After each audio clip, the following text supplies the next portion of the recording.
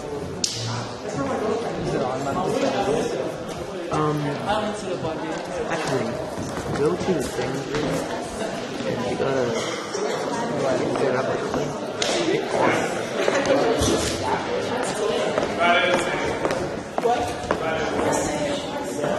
How do I? And then hit the little record button. Oh yeah. You have like 688 people like that. For this footage, this is not super HD.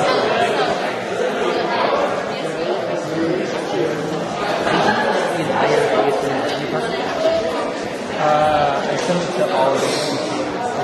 Because I told a bunch of people press they could watch it.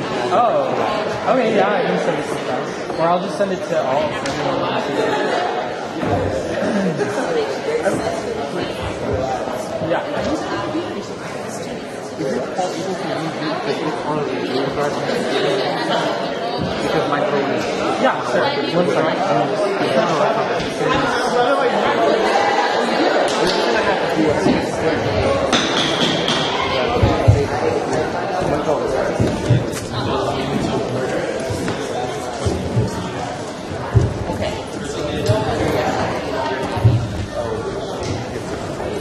I just did.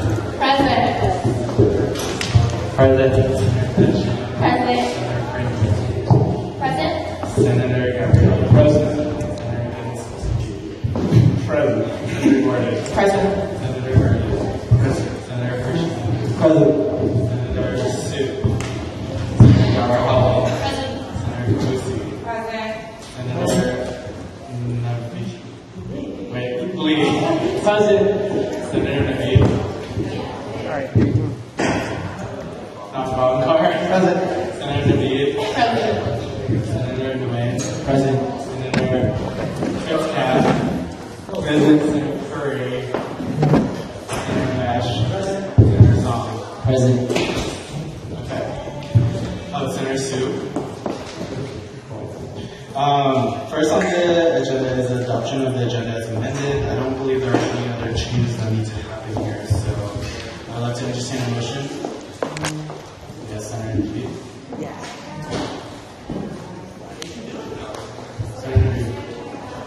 Can you talk into the mic?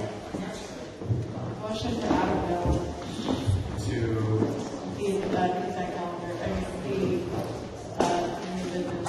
okay, what would you like to add? Can I put it on here? Can we like skip this and then come back to it? We could talk about this during new business after that. Yes, Yeah? let's do that.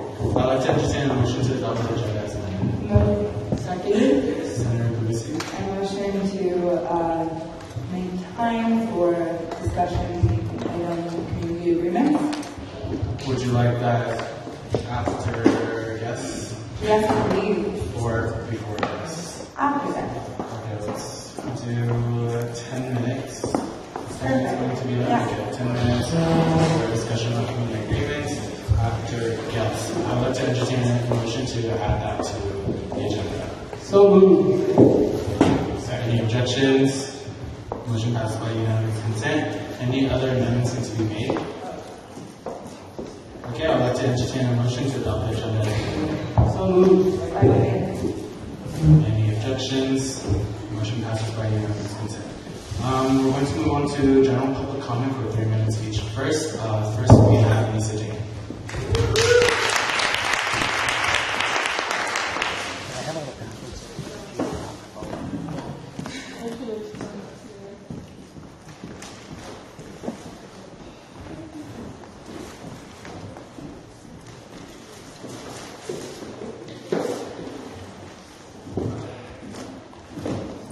Hello, friends. Hi. Happy Wednesday or whatever day it is. So I won't be speaking on behalf of myself today. I'll be speaking on behalf of one of my new Madison staffers because we tasked them with coming up with whatever issues they thought was pertinent to campus climate. And one of my staffers emailed me something pretty concerning and so I wanted to bring it to your attention. So basically, a homeless man last night was able to enter her res hall and assaulted one or however many students. And she's really concerned about security within the res halls right now, and I don't know who's working on that. But if you are working on it, she came up with some pretty good ideas, starting with security monitors, because she has noticed that around the res halls, security monitors aren't necessarily doing their jobs or paying attention. She also said that it would be great if the res halls could establish some type of protocol for whenever this happens, because yesterday when her roommates reported, they didn't know where to go to report, which is a huge issue. They didn't know who to talk to, and if, say, they were triggered by this event, it could be pretty traumatic. Who do they talk to? So if y'all could look into that, I'm cool to be offline, as you know. Yeah, so just let me know so I can get back to her with something tangible. Thank you.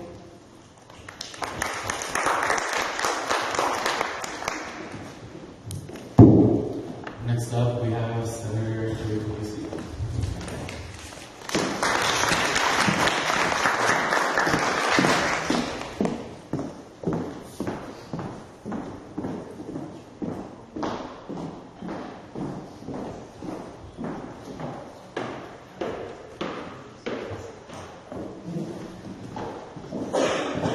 Good evening, Senators.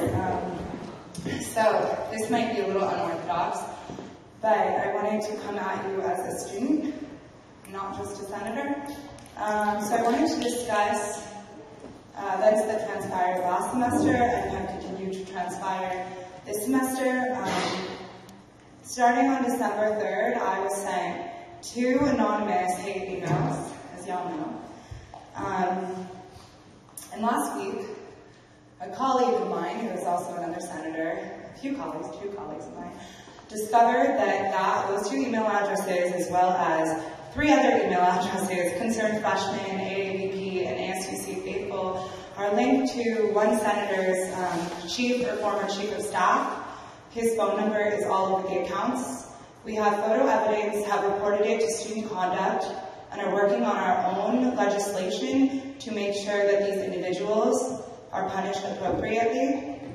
If you'd like to see the evidence, I'm willing to share it offline.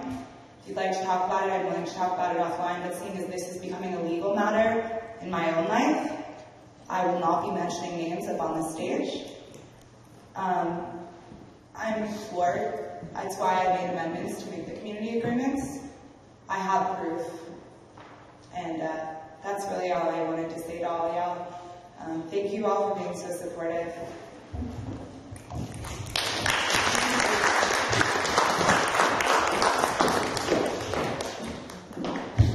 Next up, we have Senator Austin Metcalf.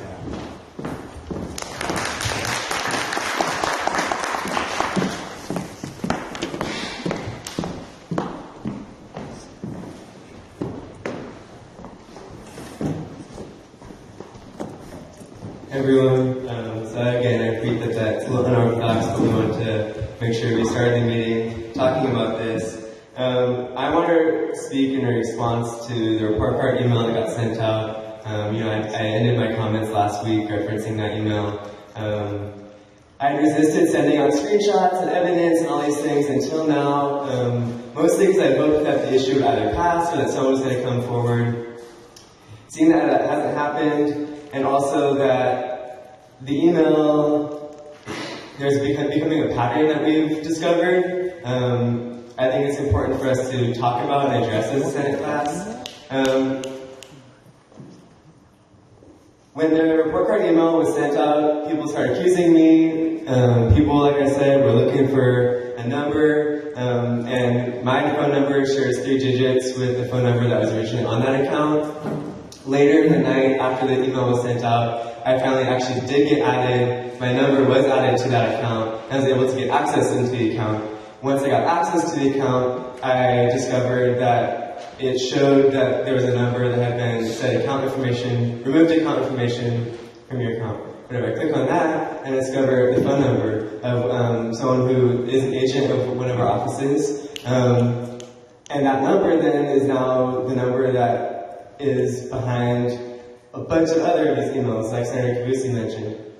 And so, I'm not saying anyone's guilty. I'm not saying anyone did anything, necessarily. People have been maintaining their innocence when I've asked them about it. However, I do think there's a pattern here that we're going to need to address as a Senate class. And shortly after this comment, or maybe during the community grievance period, I'll be sharing a complete Google document with all of you all, outlining the chain of events at night as I see it, how I experienced it, and also all the evidence I have, because I want to be straightforward and transparent. But this is a serious issue, and we need to address it. I won't take any more time, but let's be aware that the emails we've been receiving all year long, there's some sort of conspiracy and connections that's linking all of them. I don't know who did it. Other people could be framed too. The owner of that email, of that phone number could be framed. That is a possible outcome. Whether that's likely or not is up for other people to decide. But there's some really serious issues that we as Senate class need to confront. So thank you.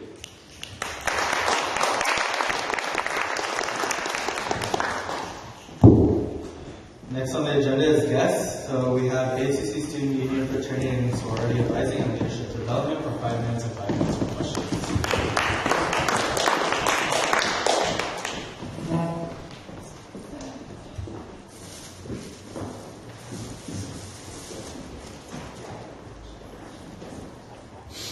Okay, hi all. I'm going to just do 1 minute for myself. Just a reminder, we're still doing the student forums for the AD of student government. So if you can make those, we have 2 left. I'd love to see some student representation, please. Office hours, because of the President's Day holiday, will be on Wednesday next week from 3 to 6. It's usually the Mondays to 5. It'll be on next Wednesday from 3 to 6 if you want to come to office hours. I have 2 reminders. There are other reminders too, but they're going to be on the central drive. You can read them as far as reports go. I'm not going to sit here and read everything. But as a reminder, if you want to submit a proposal for the tech fee, ASUC talked a lot about that last year. That's going to be this weekend. It's due. So they're looking for one-time proposals, less than $5K. So you know something that benefits the entire campus community, 3D printers, whatever you're looking for. Tech fee, it's this weekend. And then I sit on the Chancellor's Awards for Public Service Committee. So if you know of students or student groups who have done public service and want to get the award. Also for the Mater Award, which is $1,500 for a graduating senior who does public service. Pretty good. So I just want to put that out there. Thank you. Hi, thanks for having me. I'm Brandon Subaki, the Associate Director for Fraternity and Sorority Advising and Leadership Development in the Lead Center. I really wanted to spend a little bit of time just letting you know what's happened so far this semester and what we really plan on doing for the rest of the semester. As you may know, we've held social and risk management training, had IFC Rush and Panhellenic continuous open bidding. Thanks to the support of the ASUC student government, we were able to send 2 students to AFLB Central and the National Greek Leadership Conference in Indianapolis, and they could not have gone without the support of you all. We also held, for the first time ever, the 2015 Cal Greeks Leadership Summit, where we brought together presidents, council officers, affinity group officers to talk about leadership in the context of their fraternity and sorority experience, and really to address pertinent issues that exist within the fraternity and sorority community. As you might have heard, this week is Healthy Relationships Week, hosted by the Fraternity and Sorority Advising Team. So we had a session on consensual relationships on Monday. We're together, a couples challenge, Tuesday. Today, hopefully you might have passed by Sproul and saw a bunch of people doing yoga on the plaza, and I was there. I was doing my best. I would call it yoga, but tomorrow we're having a Love Your Body magazine cover, so it's really talking about how somebody can appreciate their body, and you please come by on Sproul, and we'll be taking pictures for some fake yet trendy magazine covers. And then on Friday, there's the Art of Making Love Valentine card and cookie decorating. So you can make a last-minute Valentine's Day card for a loved one and some cookies. Also on February 20th, we're going to be celebrating our 6th with the 6th Annual Chancellor's Community Leadership Breakfast, the fraternity and sorority community and the advising team has partnered with the Berkeley Fire Department to support Every Bear Goes Home, in which we received a $10,000 grant to support all members of the fraternity and sorority community and the UC Berkeley community to getting home safely and having some safer tips. So what's coming this semester? We will continue to review our strategic plan for the fraternity and sorority community with our 4 primary focus areas being the appreciation of community and individual differences, safety and well-being of the fraternity and sorority community, fraternity and sorority guidelines, policies, practices, and procedures for an equitable environment for success, and Cal Creek's leadership development experiences. So those are going to be continuous things that we will be working on, and I wanted to leave a little bit of time open to answer any questions that you might have either about any of these programs, initiatives, or beyond. Questions? Senator Frankel? Okay, so today, just right before the meeting, Deep Delta Letters Papa Epsilon came over to Delta Gamma, and we did a joint presentation by the fire department. And they were showing us a video, and it was a video of some club in a fire that happened some environment. And I just wanted to know that for this video, and it's being distributed among the other presentations. It was something that we can get from them to everyone, because I thought it was truly moving and everyone was silent after it. Like, I still feel uncomfortable thinking about it in like an hour. Yeah, so I just wanted to know if it's something that you can access and distribute among fraternities and sororities. Sure, so that presentation itself is run through the Every Bear Goes Home program, and so that is done through Kristen Tucker. So I can contact Kristen Tucker to see if we can distribute that. Usually she does like to pair that with her presentation to kind of give some context around that, but I can definitely check in to see if we can do that. Thank you. Thank you. Any other questions? I have one more quick thing. At our summit, we did have these little notebooks. I brought 4 of them along. They are sustainable for our sustainability friends. They're actually made out of stone, and they're waterproof. So if you wanted one, I will leave 4 here. But if anybody else wants to pick one up, you're more than welcome to at 102 First Gym, and come stop by and say hello. Any other questions? Okay, thank you. That's good. So, as per requested, we're going to save 10 minutes of our time to talk about community agreements before we move on to exec officer reports. So I'm going to open it up to the floor. Whoever wants to start first about community agreements specifically, Senator Lee. Are we starting questions? Editing, like, to understand the discussion. If you want to add or take away from that list, feel free to, but to my understanding, there's more of a discussion about community agreements. Senator Nagapar? Project the current construction. Is that doable? Yes.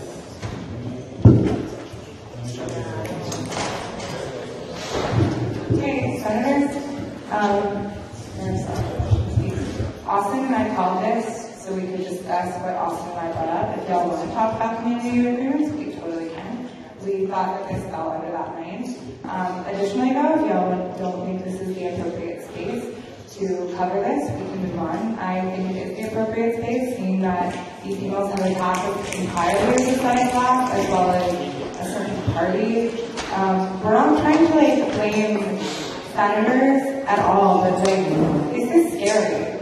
This is someone took it upon themselves to create 5 fake accounts that are all linked to email us, harassing emails.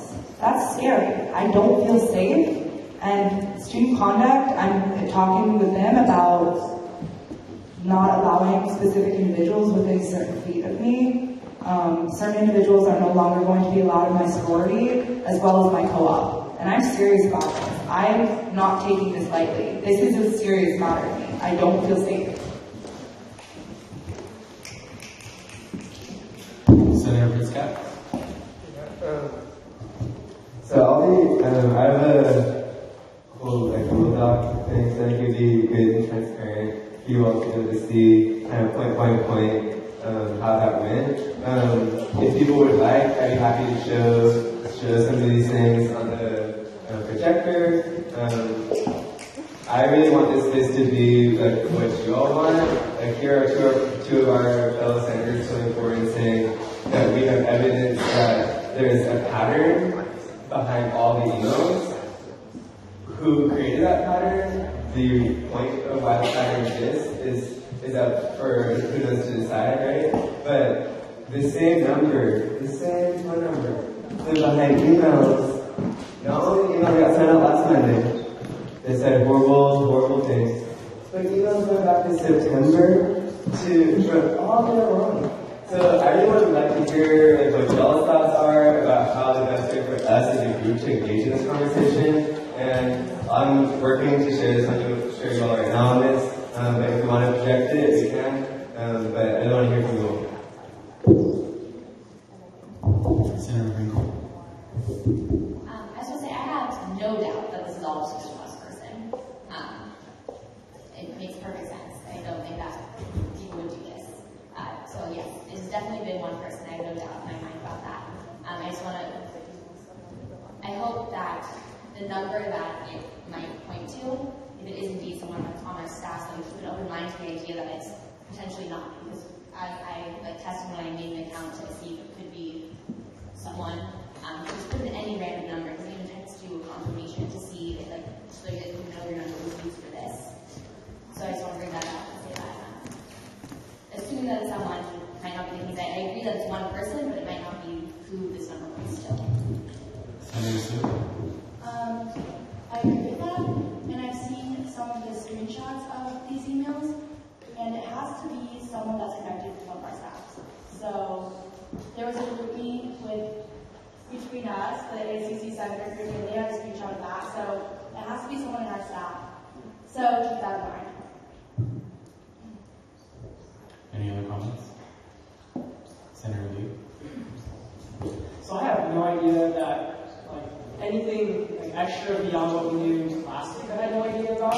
And just hearing that this is from somebody's staff or whatnot, I think what I would like to see, or something that we can work to improve on, is try to humanize one another on this Senate floor and really look at each other in the eye and just really treat and respect each other in that way. I just feel like we don't do that enough, and I'm guilty of that as well. I come here and I do my business as a senator, and then really don't interact as a human with one another on this floor. So I just hope that moving forward that we learn to do that. I have no idea what the evidence is like or who's connected to it, but just from my knowledge as of last week, I just hope that we can learn to do that. I have no tangibles for that. I'm going to make an effort personally to just say what's up to the next senator, regardless of student action, squelch, counselor. Just going to do my best to do that. I don't know if this is related, but I should put that out there. Yeah, and actually, Natalia and I want to reaffirm with everyone.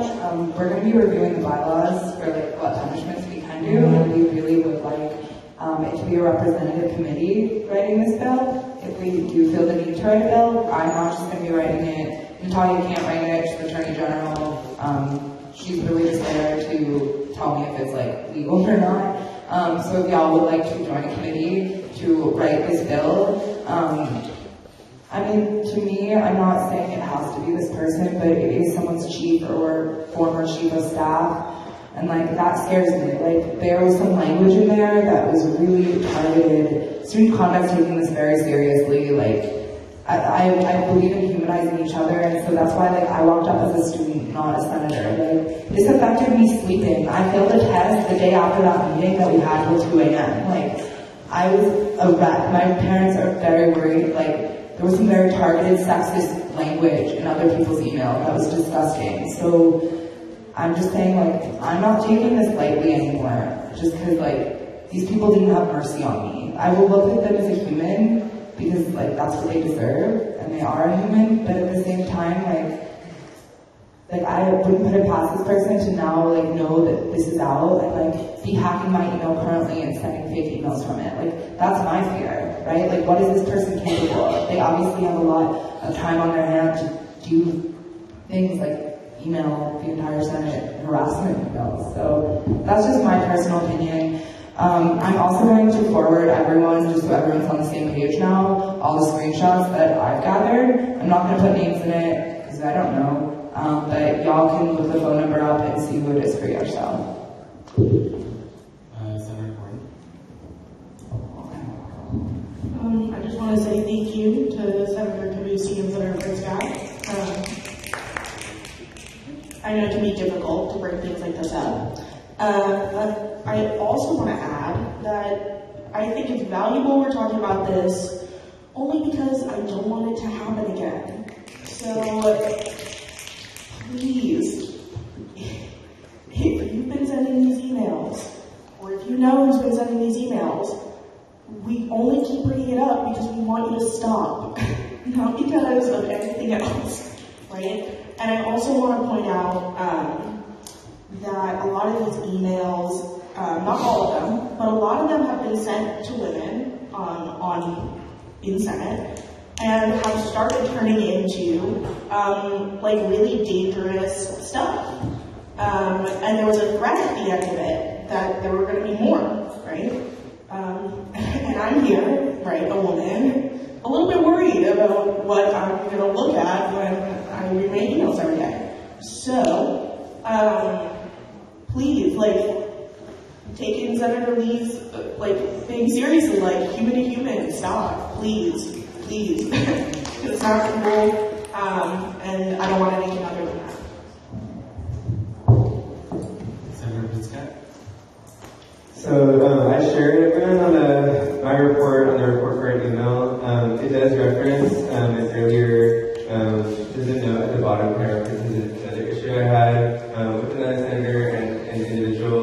But I do want to be clear, I hope that was abundantly clear in this account. I want to say on corporate record and with video camera and things. I did not, everyone that is mentioned in this document and that is related to the account in any way is innocent until proven otherwise. I'm not trying to say anyone was guilty or anyone did anything or slander anyone's character. I'm merely trying to relay the events as I best understood them, and I hope that we can have an honest public conversation about these. I hope that I will comply with any investigation. People can audit my emails, do whatever they want. I was behind this, and I want the pattern, this very interesting pattern that has been discovered, to come out into the light. Any additional comments?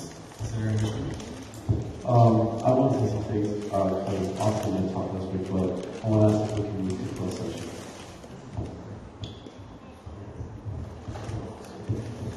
Yeah, there has to be private, internal ASUC financials or a lawsuit. There's a lawsuit, now we can,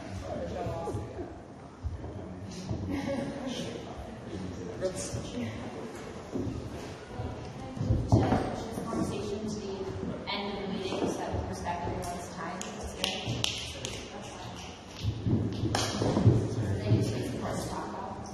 Yeah, I agree with Hannah. Now that it's out in the air, I just wanted everyone to kind of ferment on it before it got to the end of the night and everyone got tired. So I'm totally okay with respecting everyone's time again. This person's prevented me from doing my job in so many spaces, and we are here first and foremost as senators to represent the community. The majority of the community probably doesn't care if this is happening. So yes, I agree with Senator Frankel. Senator Frankel, would you like to make a formal motion just to finish the meeting? I move to move this conversation to the end. Any objections? Motion passed by unanimous consent. Cool. Moving on to executive officer reports for 5 minutes and 5 minutes for questions. First, we have ASUC President Bob.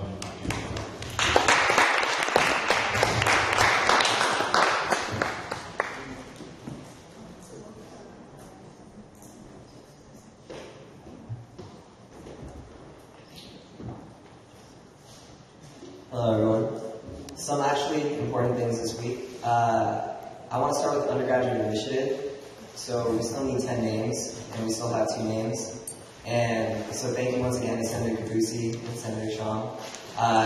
This is the chance to represent yourself on the conversation that I know a lot of you have been talking about. So please, if you have any inkling, the date is now March 4th from 4 to 7. There will be refreshments present. If that helps you in your planning, please get back to me soon so that we can have representation from the ASUC, the full 10 present, so that we can actually represent the students that we need to. We had an undergraduate initiative steering committee meeting this morning. Now, the way that it's going to move is, so there was the planning committee that happened last semester and over summer. Then there's the steering committee, which was trying to isolate exactly what the key pain points were. And then now what they're doing is they're going to start writing informal drafts and then circulating it to the steering committee. And then that will be the information that's also being provided during the charrette and other opportunities for students to give feedback. So it's gonna start moving into like the concrete phase of the project. Number 2, next week we're aiming to have another fireside chat on Tuesday from 4 to 7, and this fireside chat is going to be on the undergraduate education. All right, so much excitement. We're looking for 15 to 20 people, and if you know anyone who is in any of your offices or in your communities who would like to be present for this conversation, the key part of the conversation that everyone's starting to take into notice now is the link between the curricular side and the co-curricular / extracurricular / living situation / everything else that makes you a student, which is not the academic side. And it's actually really interesting because everyone at the table acknowledged that as much as the faculty members like to say that you come here for an education, that's really not what you leave here with. So there's now this big question about how to bridge those sides, and the EVCP Steel is really interested in that process as well. So if you know anyone who has any stories about the Berkeley experience that they would like to share and ways that they want to maybe change this, feel free to send their names to me. I'll start bugging you again in probably like tomorrow, so you can check your emails for that as well. Another update is from CACSIF. I guess Rishi's not here, so I guess I'll give you most of it. A lot of this, like, people around the room know this, but the key thing that's coming out of CACSIF, I'll give you 2 updates. One is the Life Safety Fee Committee. There's a lot of things happening. I've seen Madison nodding her head.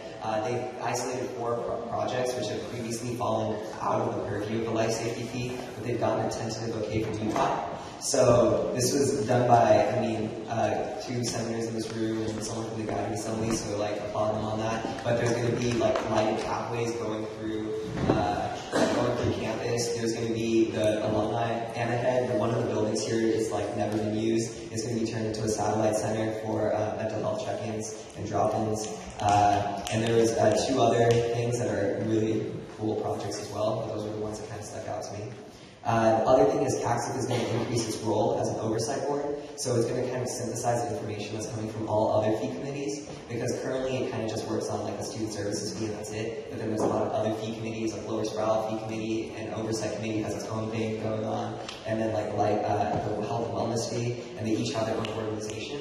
So CACSIF is now going to synthesize that information in an effort to make like more budget transparency so that students can actually see like breakdowns of all the different budgets, what is happening in like future years as well, and so that decisions can be made in like this overarching process. The last really important thing is the Undergraduate Council, which is a new Academic Senate Committee, which is formed out of the previous Academic Senate Committee for Student Affairs. It's created, its vision, it was created by Panos, who's the current Academic Senate Chair, and it was like his idea with his Vice Chair. It was created with the purpose that the Academic Senate doesn't necessarily focus on the undergraduate experience, so they should create a council that focuses on that.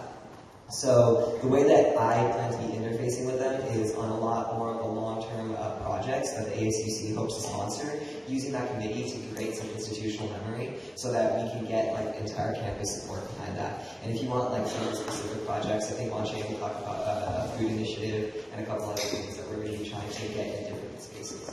So those are like the 3 big things, the meetings. But yeah, does anyone have any questions? Questions from me? Senator Kalisa. Robin, thank you very much. With regard to, I asked Wanche and Justin this last week, and I think I sent you an email about the vice chancellor. Yeah, so I've been looking into it. The only thing I can think of is over summer there was a vice chancellor who left, and his position wasn't filled. It was an ABC Coley in business and administration. When you sent me that email, like the title sounds strangely familiar, and it kind of sounds like they're just bringing that position back. But I had my standing with the chancellor next week, and I was just planning on asking him then. But if I will try and find more information. But then I've asked like 3 people so far, like John Scroggs and others, but no one knows yet. So my instinct is that it's kind of bringing back this whole ABC position. Thank you. Yeah. Other questions? Senator Yansky? Hey, Bob. Can you just repeat the date for the charrette and the fireside chat and the time? And then I have a follow-up. The fireside chat is next Tuesday. Don't know the date, but next Tuesday, 7 days from now, 17th, there we go. 17th from 4:30 to 6, and then the charrette is March 4th, and it will be from 4 to 7. Okay. And can you just repeat for the charrette? I don't think that I can go, but I do have someone in my office who I would really like to be there for the conversation on the undergrad experience on the 4th. So how are we going to be able to recommend people outside of Senate? So if it's kind of like you're not going to be there and you want someone to quote-unquote take your place, someone who works, I guess there's a difference for senators. There's people who work in your offices and understand like the ASUC aspect of your life, and then there's people who are in your communities. We want recommendations for both. Let me make that clear. Before the 10th, we want people who are necessarily part of the ASUC and will have understandings of like your job and your role as senators. So if you want this person to be that, just like send their name and their name will be forwarded and like their spot will be reserved. And if you also have people in your community who you want to be part of the conversation, also send them those names. Now, the way that we're doing the community matrix is we've like kind of broken down about like 50 communities based upon like different identity categories. But then we've also made sure that we're taking into account things like major and year, because we want to make sure that we have like an adequate cross-section to talk about all the different aspects that go into this. So I'm working with people in Kathy's office to make sure that like that representation happens. But if you want to recommend anyone, send their names to me and we'll make sure that they're involved in the conversation. Okay, yeah. It's someone in my office, not my community. Yeah. So, yeah. Thank you. Any other questions? Thank you, Bobby. So, yeah, send me names. I would love some names.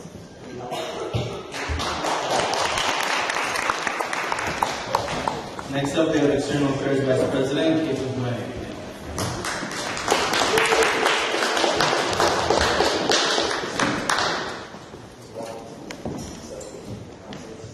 Sorry, y'all don't have a written report this week. Oh, the mic works this week. We had our senior staff meeting right before the march and everything about police brutality last night, so I didn't have time to get on Calling. So I'll try and give you all the updates right now. So we went to UCSA this past weekend, passed a resolution that UCSA's stance is against, it's for SCA1, excuse me, which will make Sadia and Avi unhappy and will make Harry LeGrand unhappy, but that's okay because Harry LeGrand like low-key followed Evan into the bathroom in California Hall and like tried to corner him in a really like unprofessional, scary way, and sent me an email like 2 minutes before I left to go to where was it? UCLA to go vote on this. So SCA1 is a Senate constitutional amendment that would give the state more power over the UC, and the UC is basically like one of 4 college systems that is governed by anything similar to a board of regents. Pretty much every other, what's it called? I guess university system in the country has a more democratic system, shorter terms of leadership system. So UCSA thought it was a good idea. We don't think it's perfect, so we'll definitely be lobbying to kind of tweak some of the language, but that's one of the big things that came out of UCSA. I'm sure you've heard of the multiple countries and governments we asked the UC to divest from. America is one of them because of drones and all that awful shit. Yeah, so if you want to ask me more questions about that offline, we can usually talk. What else? We went to Sacramento today. A lot of people dropped off at the last minute, but that happened. So we had 4 people go testify at a committee, and then we'll also be going next week. So if you're planning on going next Wednesday, if you could please fill out the form by Saturday. that would be great, so I can schedule the right lobby visits, and just triple confirm that you all are going, so I don't book like 2 rental cars and then not have anyone show up. What else? City council was last night. It was amazing. You should have heard the black students there kicking ass. Madison came, which was great. And yeah, it was totally led by like BSU at the high school. I'm here at the UC and at Berkeley City College. So it was just a really great moment, and we actually just swung a lot of votes, which was just really great after sitting there for 2 meetings and not having anything be done. So those are the big things. And I just wanted to take a second to address Ori. You came to the UCSA meeting. This was the first and only UCSA meeting you've come to, and you gave public comment and told us we should be focusing more on tuition. In in-person meetings alone, we've spent at least 30 hours talking about this tuition plan. So to say that we should spend more time on that is kind of a slap in the face to all of us, as well as the dozens of hours we've also spent on email and on phone and on conference calls and commuting to the UCSA office in Oakland to meet in person. And you weren't there for any of those conversations. You could come to any UCSA meeting. You could have come to the 14-hour meeting we had the day before and seen what we were doing about tuition. In fact, when I brought part of this conversation to Senate, you were one of the people to vote against the work that my office and eventually the rest of UCSA wanted to do about tuition. You have expressed no interest in coming to lobby with us about tuition. You didn't come to the protest at UCSF or any of the other regents meetings we've gone to, nor have you asked me questions about tuition in my office hours or in the Senate space or by email. So additionally, when I went out of my way to meet with you about the divestment vote, and I postponed my homework, and I skipped a meal so that I could meet with you after you canceled our already agreed upon time, you didn't mention a single thing about tuition. So for you to come all the way to UCLA, to sit in a room for less than an hour and tell me that I should be focusing more on tuition was a slap in the face. To hear on Monday that you told XCOM that you were going to meet with me when I've received no such request was a further insult to the respect that I thought you and I had established when we met on last Wednesday.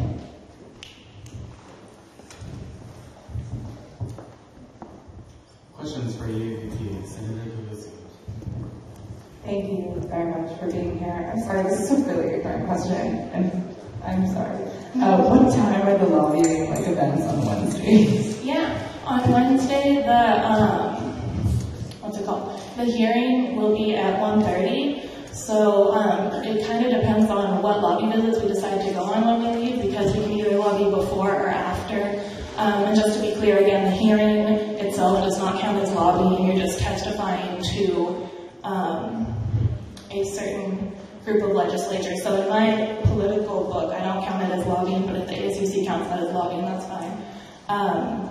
So we'll probably leave around 11 a.m., but we can also be flexible with people's class schedules.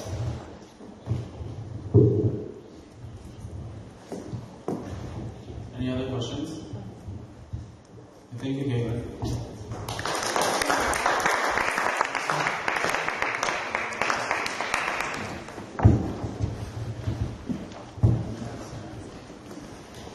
Okay, next up we have Student Advocate Appreciation. Or we have Student Advocate staff and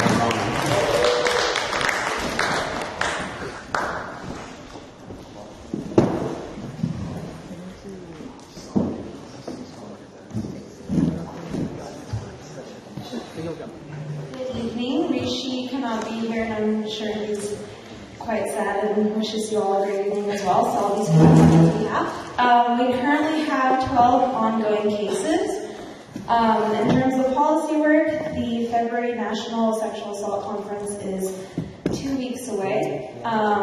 Besides that, the campus is basically turning the Title IX advisory groups that we currently have. It's in the process of turning those into what's called CCRT groups. CCRT stands for Coordinated Community Response Teams. One of those groups is actually going to be comprised entirely of students, and Rishi and myself are currently working on comprising a list of what students we want there. So we're going to be reaching out to y'all about that. We have a list of people, but it's definitely not a holistic list, and we need all of your help and all of your ideas to make sure that that list does not leave anyone off. So we will be in touch with you all about that. The UCY Task Force is meeting again on March 6th, and the next day, that Saturday, March 7th, there is going to be a student focus group as well. Rishi, myself, and I think a couple other folks from our office will be there. For banking consolidation, I'm a little less knowledgeable about that, so I apologize if I miss anything important, but Rishi asked me to relay that we have the RFP and we will be giving feedback. We may be looking to form a Senate focus group to meet and review the details as we move closer, but again, Rishi has more information, so if y'all have any questions about that, please direct those to him. And finally, we are working on implementing last semester's grant on medical withdrawal fees that we got through tax. I think that's about it, so I'm happy to answer any questions. Questions for SAO? Senator Lee? Do you know just like quick details on like the Senate focus groups for bank consolidation, or should I ask Rishi about that? Just like the general idea. I don't know details, but we're sort of in a pickle where we have the RFP, we are forming our opinions on it, but our opinions definitely don't encompass the entire student population's opinions, whereas y'all would have a much more diverse set of opinions. So we want to be able to work with you in such a way that we have A, your support for the RFP, or B, your dislikes and your requested changes. He will probably be coordinating that work group. I will let him know that you asked so that y'all can get in touch, but that'll probably be mentioned in the future. Thank you. Any other questions? Okay, thank you. Thanks. That's on the agenda, but we're going to move to Academic Affairs Vice President Wan Shane.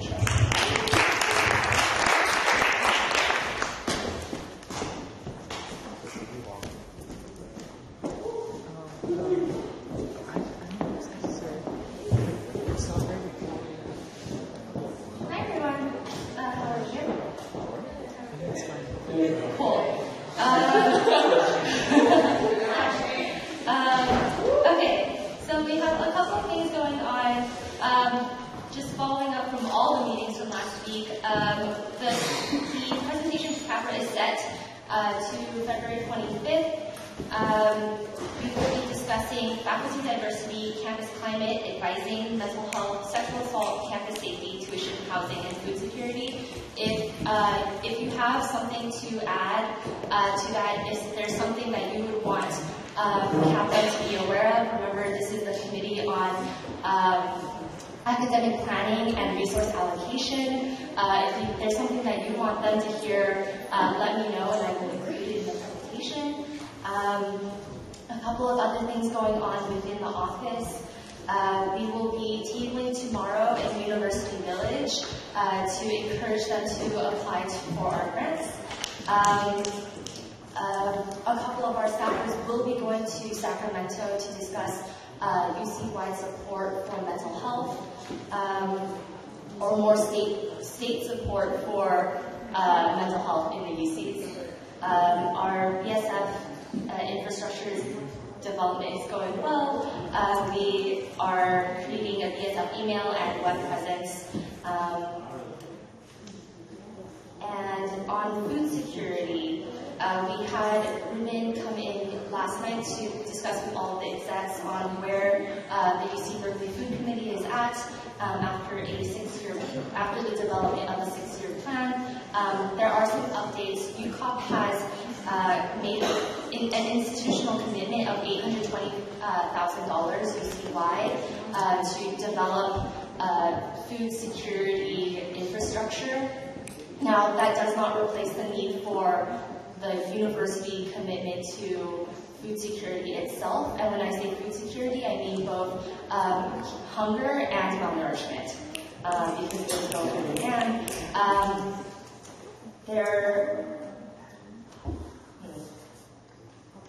It has come to our attention that while the estimated need budget has gone down, food insecurity has gone up over the past several years, which is obviously a major problem in the way UCOP figures out what that magical budget is.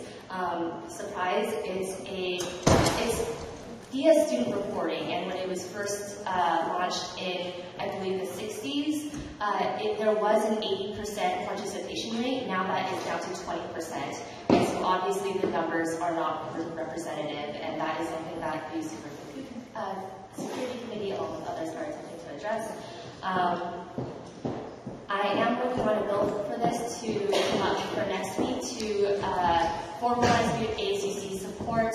All of the execs are writing a letter to be posted in the Daily Cal, and on February 25th, same day as the Capitol presentation, I will be in a room with Ruben Canedo, who is the, as he calls himself, the food guy, with Harry Grant and many other admin. Let's see. Lastly, so we do have several vacancies in committees. If you've received an email from someone in my office, please respond. Otherwise, we will mark you as vacant, your seat as vacant, and we will just say, like, okay, we need to find a new person. So to save us that. Alright, so festive. I'm fine. Is everyone okay? Yeah, I'm good. I got a little glass. I'm alright.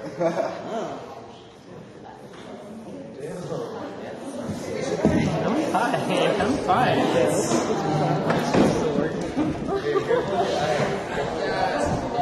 Yeah.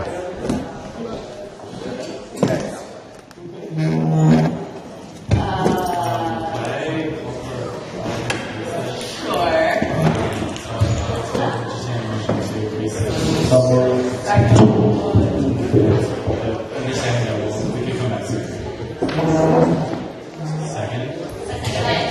Any objections? We will adjourn until 8.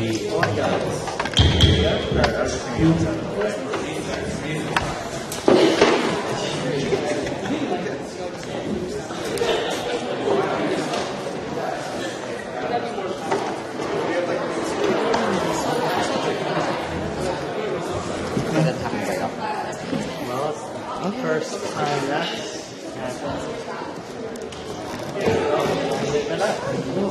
I did.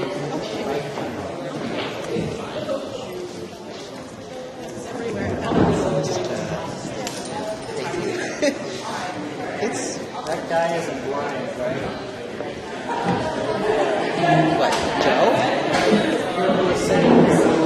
He's over at the front now. I think he's okay. To somebody else. So I was sitting there. I was sitting here. Someone was sitting like right under. Pavin was here, but he left. So Pavin already left. Another person?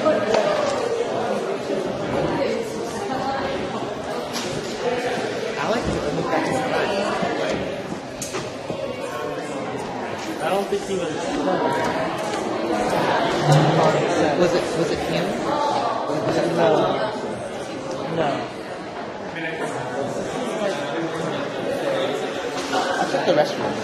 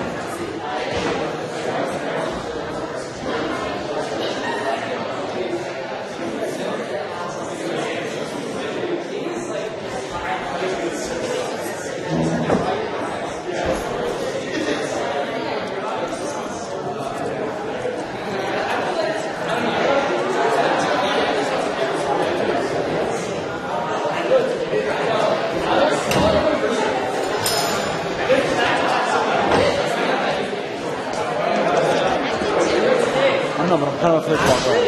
I think I'll be fine.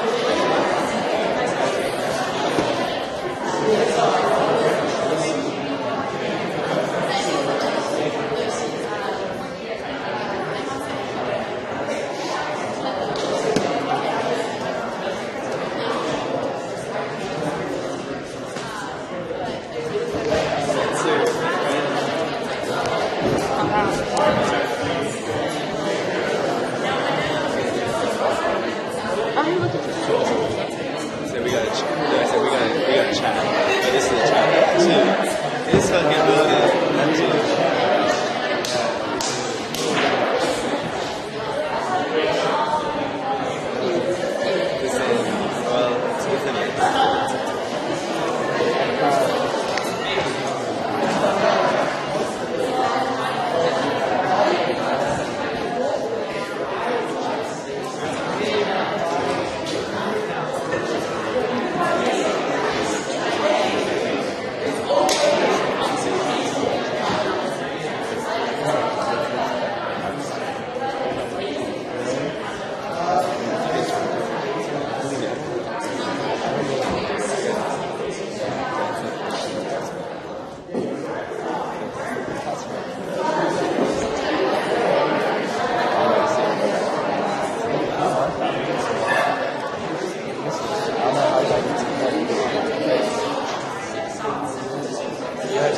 Someone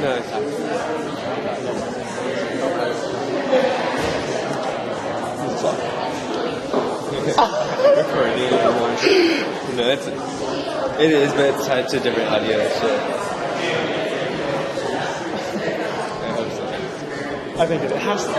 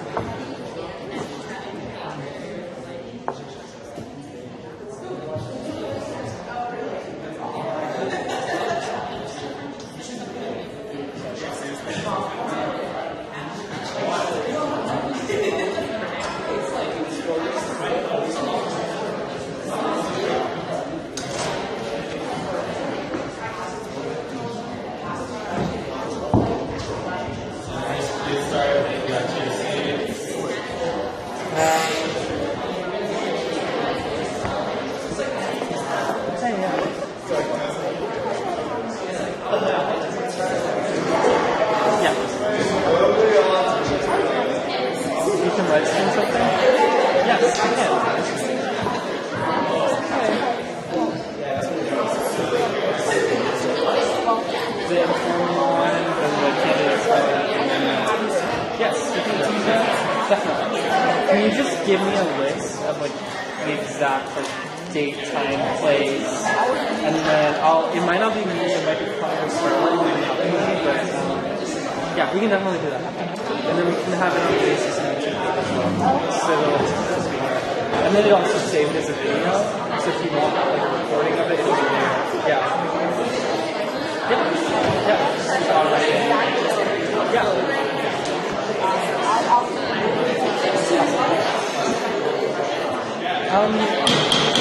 Snapped and like fell and laughed. Roll call.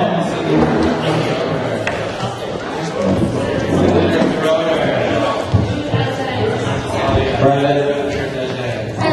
Senator Gordon. Present. President. Senator Gordon. Present. Senator Herdia. Present. Senator Hirschman. Present. Senator Sue.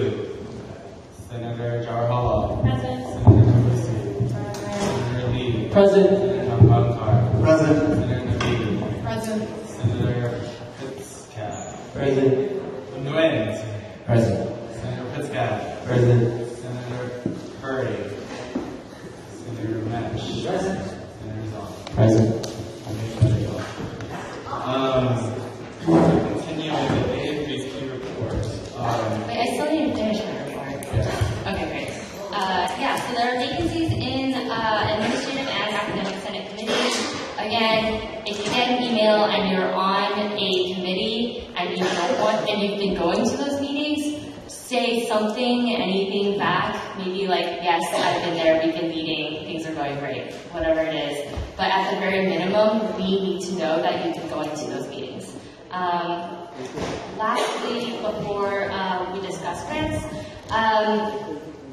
I've been hearing from some of my office staff that there have been discussions about increasing this year's scholarship budget through contingency, and I want to be very clear that I'm not going to support that.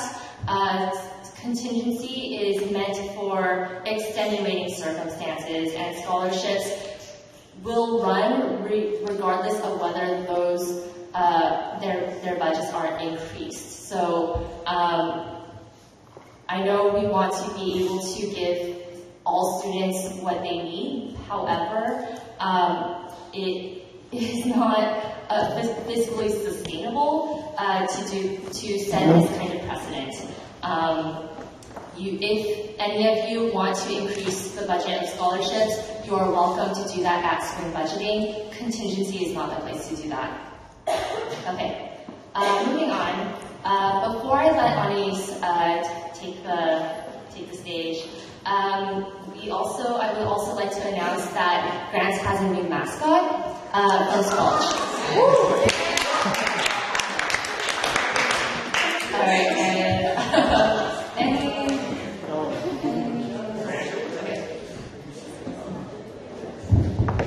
Any questions? Senator Zasalian? Let's keep it down, y'all. In the event that I'm supposed to be on the committee but haven't been contacted on whether or not this committee has been meeting, how will I know and what best course of action? Can you repeat that? So I'm on a committee and I don't know if they're meeting because I haven't been contacted. In what way? I don't know, if someone is contacting, one, email me and email me with the name of the committee and we'll sort that out from there. So yeah, if any of you have been having that problem, let me know. Senator Lee? So I just had a question about grants.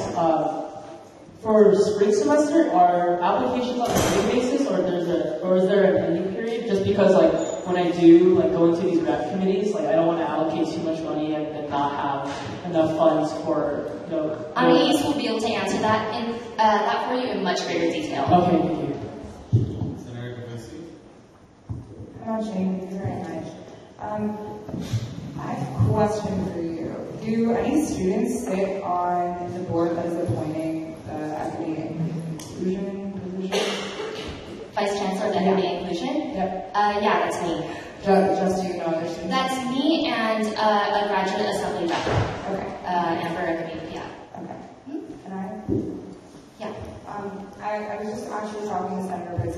UCOP worked with the BSC at all, the Berkeley Youth Cooperative? UCOP? You were saying with the I'm sorry, what? UCOP, yes. Yeah. Have they been working with the BSC? I didn't know that. Actually, Austin would probably be a better person to ask. I don't think you know better. Thank you.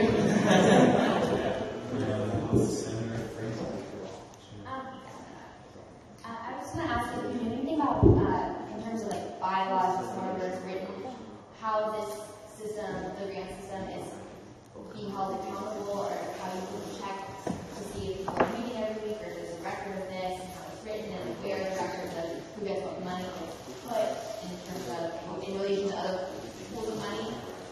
It's really difficult to track the meetings, and they get canceled, and they get pushed, and it's been hard. And they can't really control that at all. I'm trying really hard to manage all these things, but yeah. And we actually heard that Ani's let me know about that problem earlier, and we are working on it. We do have obviously our record keeping on who is allocated funds, and as far as the meetings go, it can be difficult to schedule meetings of multiple students who all have different schedules, and I think that's been the main issue. Yes, that too, but also just in terms of the people who are in charge of these individual funds, and the briefing to see how qualified they are, or who comes into these meetings. I know that the meetings I have been in take far longer than they need to be, because people don't really know what they're doing. So I'm not sure if there's a lack of training, or a lack of screening, or just a general confusing process that might make it so that they need to take a very long time to present something, but the whole system feels very inefficient. Okay, I think that is a more isolated incident with perhaps the grant that you are sitting on, but I'm more than happy to schedule a meeting with you as well as on the East to discuss that. This week is really bad, probably next week. Yeah. Any other questions? This isn't really a question, more of a comment. I do want to just thank you and your office for re-answering the grant, because I've never seen so many students know where they can apply to grants to before. Like, they tell me, like, oh yeah, I applied for this, I'm applying to that. So I want to thank you, because it's really, really successful. Thank you. Any other questions? Cool. Thank you much, Jake. Okay, we're gonna move right into the grant presentation. I realize that's why I went ahead, but I'll do my report after the grant presentation. Cool. All right. Annalisa.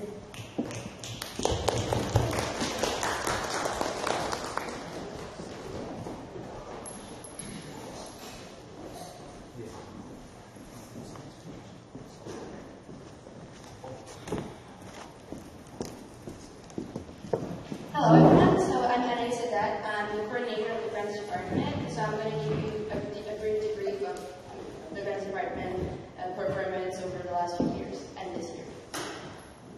So first of all, the Grants Department provides funding for student-initiated events, programs, services, and academic endeavors, and it currently offers 8 different grants. So there have been 2 additional grants that have been added this year, which are the Educational Equity and Excellence Fund, and the ADA Disability Fund. And the Arts and Creativity Fund will also be added last year, at the beginning of the spring semester. So a bit of explanation on each grant. So we have the Academic Opportunity Fund, which is the biggest one, and it supports academic travels, professional meetings, research conferences, academic competitions. We also have the Arts and Creativity Fund that supports visual and performance projects. The ATX Disability Fund that supports provides funding for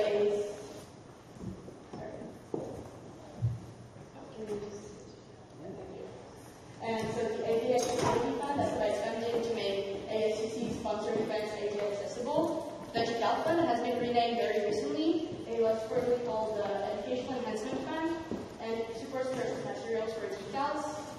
The other one is the Intellectual Community Fund that supports educational and awareness and events planned by and for college students on campus.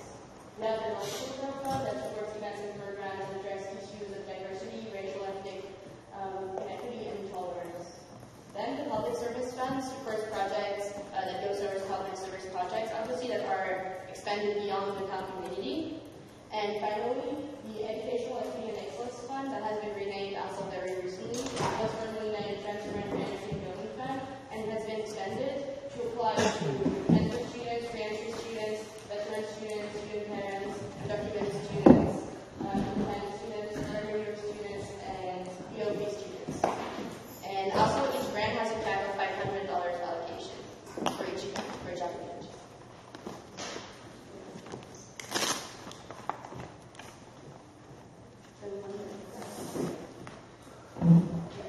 So basically this is a bit of the outline of how the grants department works. So there are 8 different directors, and there are 2 senators that seat with each director, and then there's the appointee and the grants coordinator.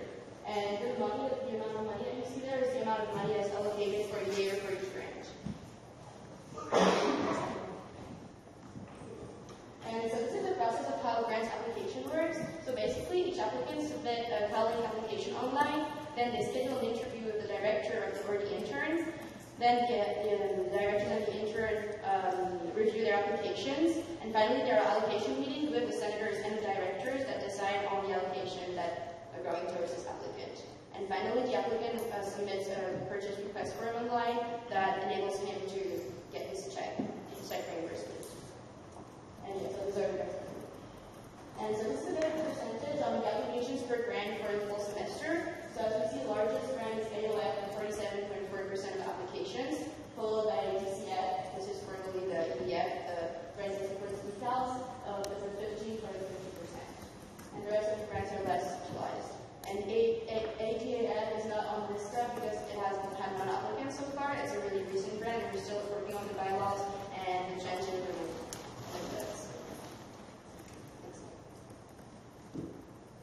Okay, so here I have some budget for each of the grants. So that goes from fall 2012 to spring 2015. And so some of them don't have all the budget because it hasn't been reported over the years. And so you can see the allocations of money that have been for ALF. So when the amount is red, it means that it went over the amount of money for the semester. So overall, ALF has $10,000 allocated per year, and the allocation for the full semester was $6,075. And so it went over this amount. So NCF budget went low, so we still have some thousand left. So say for the other grant, NCF went a little bit over budget by $90, and ECF also went over budget by $1,000.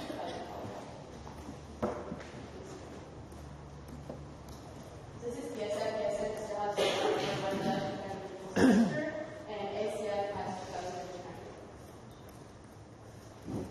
And those are the recent grants that didn't have any applicants. And so APS still has $5,000 and EDF has over $3,000.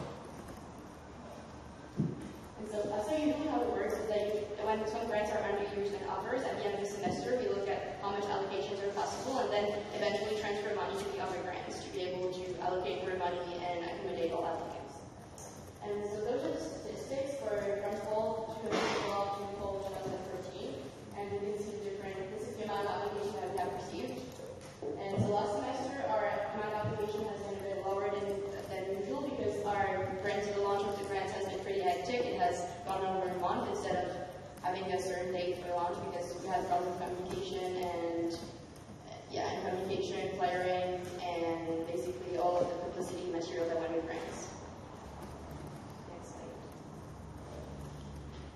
And so those are the number of applications per month that we usually receive in this fall semester and spring semester.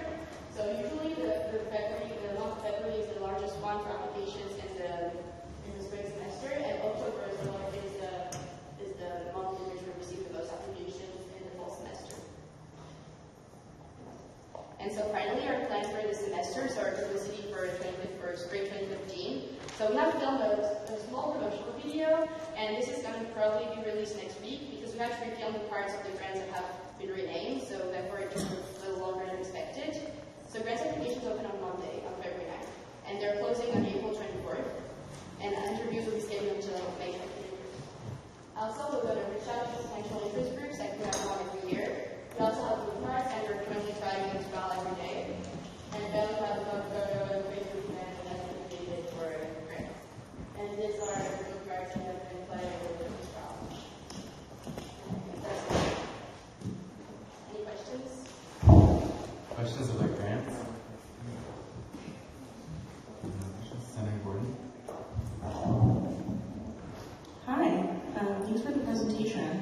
was wondering if you at all track unmet need of the grants?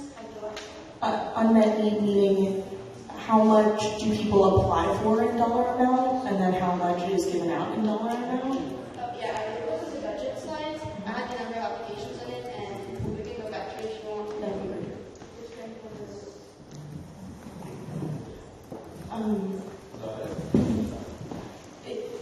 Unless I'm confused, is that's how much money was given out, which is part of what I want to know. The other part is how much was requested. Is that on there and I'm just missing it? It's not on there, but most applicants usually request usually like the most, which is $500. Most of that, I don't have the information for that, but yeah, we usually allocate less than the amount requested. If it's at all possible, I would love to know which of the grants is giving filling the most that people need, like filling a lot of all the projects, or a lot of some of the projects, or a little of all the projects. That would just be. Basically, the grants have the less applicants, you have the most money. So for AOF, for example, it's the largest one, and it has so many applicants that usually the applications go in. For individuals, it would be between $80 to $120, even though they requested, for example, $500. And for student groups, it might go up to $200, but it's very rare that it actually goes above this amount because we have so many applicants that we can't allocate that much. But for other grants such as PSF, NCF, ACF, ICF, TEF, we allocate usually the amount that the applicant requests. Senator Frankel? How is it that some of them went over budget? Who was making it so that they could spend more money than they have? Well, everybody has a record of how much money they have in the account, and this goes on to allocation committees and also with the directors and the senators. So the allocation committees didn't keep track of how much money they had and decided that they could spend over? Maybe Senator Well, to kind of answer your question, so they'll take so they have a yearly amount and then kind of break it up by semester. And so what they do is like for ICF, we allocated, because some of the programming, people applied for fall funding, but their program wasn't until spring. So we would give them, we basically pull the money from the spring into the fall, which is red. But it's not we're not over the account amount. We're just simply over the semester. It's not allocation. Yeah, that makes sense. Yeah, never mind. Yeah. Any other questions for grants? Okay, thank you.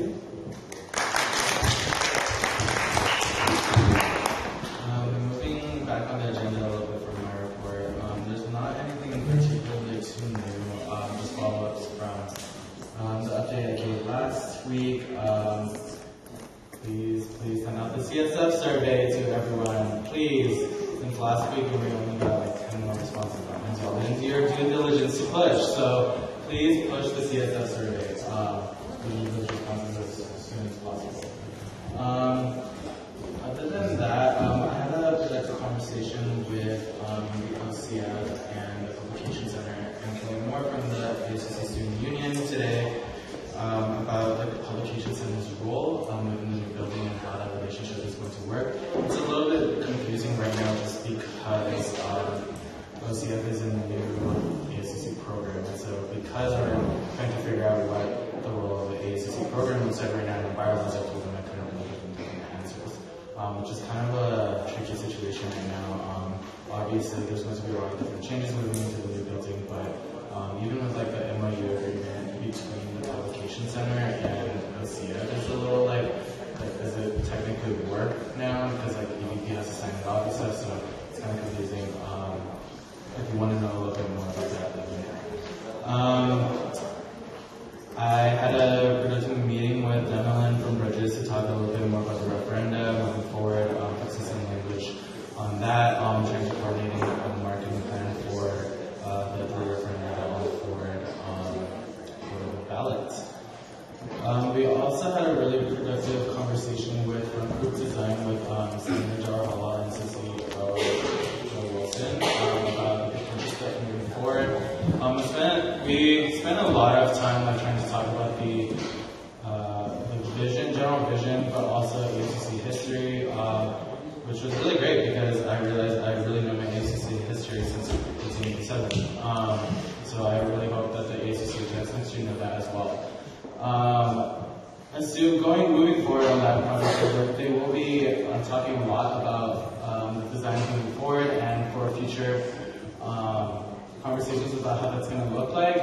We're definitely going to need the senators on board with that, as well as any possible ideas that might help student organizations in particular, because that was the central focus of the website.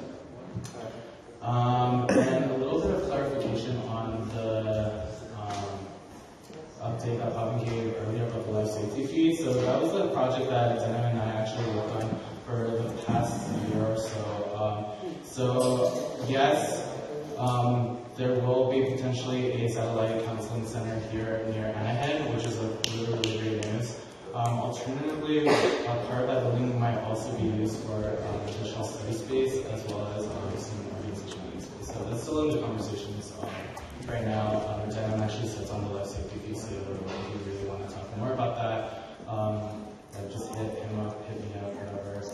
But that conversation is also really kind of tricky because the life safety fee is also the only fee that the chancellor gets to change unilaterally. So they're also having conversations since the North Star redevelopment project is moving forward and finishing. We don't necessarily need as much of a life safety fee anymore. So that's kind of why that situation is kind of tricky. Cool. Any questions? So recently, Viacom talked a lot about different pools of money, how they were used in the past, and it came to light that last year the EDP pulled a lot of money from money that we call carry forward. I just want to show if you've been tapping into that money as well, what the rules for your tapping in have been, how much you tapped, how you're using that, kind of get a general feel about it, and anyone else also will from that money. Yeah, so we're not allowed to touch carry forward, and I haven't touched it at all. So the only reason why last year's EVP was able to use that money was because Viacom approved it, and the whole Senate class approved that the funds to be transferred from carry forward into specific project and programming. So yeah, no, I wouldn't. Even if I tried to touch that pool money, it wouldn't even work because that is the improvement. And I also want to know, just because it has been something that we've kind of it's out in the past, if there, I just maybe to encourage you that if this pool money going up this year, we're not really allocating it, we're not counting it as our income, maybe to encourage you to your walk pad ideas to use it and start putting it to good use. Hopefully we'll, in this recent budget, find a bylaw overhaul, find a way to count this in our student groups. You're talking about the carry forward specifically? With carry forward or just, yes, carry forward specifically. I'd love to see programs happening. Yeah, so I talked a little bit about this, I believe sometime last semester as well. But the reason why we have such a large carry forward amount is, honestly, just in case something really bad happens to the ACC, so we never go back to 1998 and where we actually ended up being bankrupt. So we have a large pool of carry forward, but arguably when you look at other student governments across the nation, our carry forward amount is very small. That's because we try to use as much of it back into the student organization funding process, but also just in general, the ASUC hasn't updated its amount collected from every single student on campus since 2001. And so going off of that, that's why we're also trying to increase it with this ASUC referendum so that we get more revenue, so that we don't have to necessarily tap into the carry forward, which is honestly our last minute. If we're in jeopardy, we are using this money. That's actually very pertinent because if there was a lawsuit or whatever, that's when that money usually gets used. And so I don't ever want to look as EVP as someone who honestly works with the internal functions, the business operations, blah, blah. I don't want to ever come to a point where like we have to say like, actually we don't have enough money to like protect ourselves from this. Yeah.